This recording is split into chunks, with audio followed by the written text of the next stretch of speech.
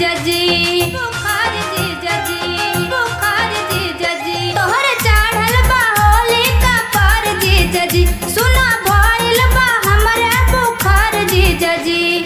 अब की हम फगुआ के देखब हो जीजा, होली न खेलब, रंगवा न केहू पे फेंकब हो जीजा, होली न खेलब, रंगवा न केहू पे फेंकब हो जीजा, होली न खेलब, होली न खेलब, खेलब खेलब बुखार जीजा जी। रोहित जी,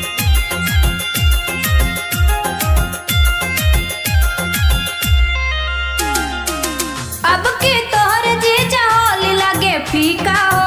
अपने मनवा के कर दिन जीजा हो, जीजा हो बुखार जीजा जी। अब के तोहर जीजा होली लागे फीका हो,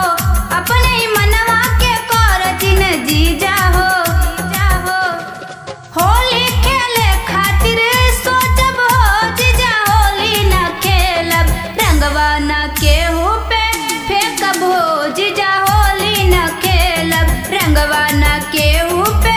फेंकब हो जीजा, होली न खेलब, होली न होली न होली न खेलब बुखार जीजा जी।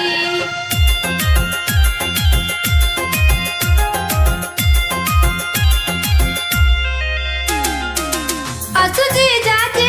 देहब रंगाई हो, नया सूट लेके आइले राजेश भाई हो, आइले राजेश भाई हो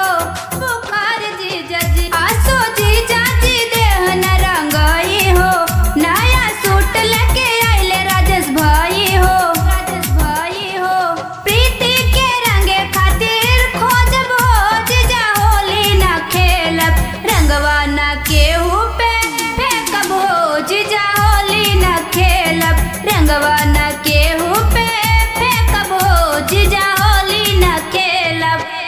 तोहर चढ़ल बा होली का पार जीजा जी, सुना भइल बा हमरे बुखार जीजा जी। अब की हम फगुआ के देखब हो जीजा, होली न खेलब, रंगवा न केहू पे